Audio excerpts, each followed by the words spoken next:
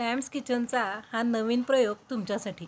हॉटेलमधून जेव्हा आपण पार्सल मागवतो ना, त्यासोबत हे कंटेनर येतात आणि हे कंटेनर एकदम छान असतात.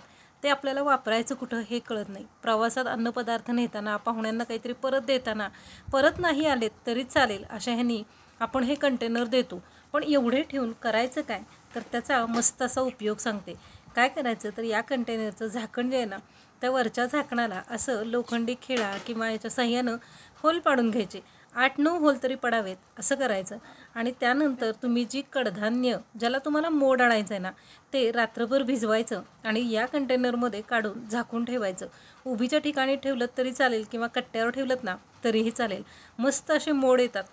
हे बघा, मी केलेला प्रयोग आहे, सक्सेसफुल झाला आहे. मस्त असे मोड आलेत. काल रात्री हे सगळं करून मस्त लांब लांब असे कडधान्याला मोड हे बघा चाळणीतून बाहेर आलेत किंवा त्या कंटेनरमध्ये केलेले मोड तेही अगदी मोठे मोठे आलेत. कसे केले ना, खूप प्रकारे आहेत आणि कोणत्याही प्रकारे करा, तुमच्या कडधान्याला असेच मोड येतील. हो, पण निसर्ग नियम आहे की कोणत्याही कडधान्याला मोड येण्यासाठी 10 ते 12 तास लागतात. पण उन्हाळ्यात काय होतं तर उष्णता जास्त असते, त्यामुळे उन्हाळ्यात पटकन मोड येतात आणि पावसाळ्यात मात्र लवकर मोड येत नाहीत किंवा कडधान्य जे भिजत घातलं ना ते चिकट होतं. तर ते होऊ नये ना म्हणून काय करायचं हे सांगते.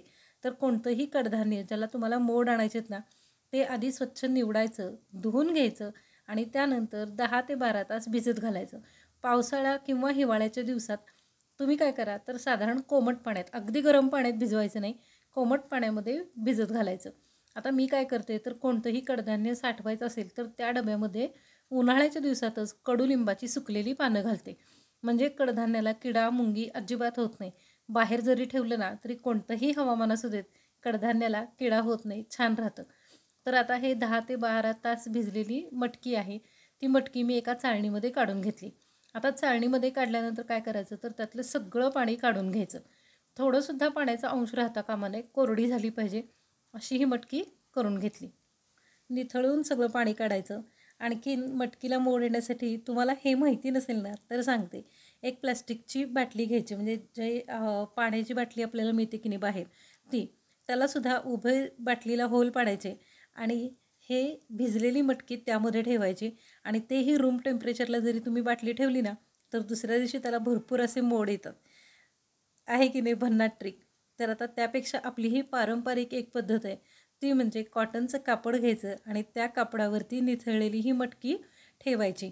मग कापडामध्ये बांधायची, अगदी घट्ट बांधायची, म्हणजे सुतळीनं जरी बांधलीत ना तरीही चालेल, शक्य तेवढी घट्ट बांधायची. सगळं पाणी तर आपण काढून घेतलेलंच आहे आणि नंतर हे फडकं जे आहे ते उभीच्या ठिकाणी ठेवायचं. म्हणजे बरेच वेळा मी मऊ पांघरुणामध्ये किंवा अगदी स्वेटरमध्ये, जर्किनमध्ये सुद्धा गुंडाळून ठेवते. या एक पद्धतीनं आपल्या मटकीला छान असे मोड येतात. आणि नंतरची एक ट्रिक म्हणजे कुकरमध्ये, आपला जो रोजचा स्वयंपाकाचा कुकर असतो ना त्यामध्येच हे भिजवलेलं कडधान्य एखादं फडकं घालायचं किंवा टॉवेल घालायचा आणि त्याच्यामध्ये हे धान्य झाकून ठेवायचं. एका रात्रीत मस्त असे कुकरमध्ये मोड येतात. कुकरमध्ये जी ऊब तयार होते ना त्याच्यामुळं हे मोड पटकन आणि छान असं येतात. बघा, किती वेगवेगळे प्रकार मी तुम्हाला सांगितले की नाही. आता काय होतं तर लोक म्हणतात प्लॅस्टिक नको, प्लॅस्टिक नको. पण ठीक आहे, पण असं होत नाही की कुणीही प्लॅस्टिक वापरत नाही. प्लॅस्टिकचे कंटेनर तर आपण वापरतोच की नाही.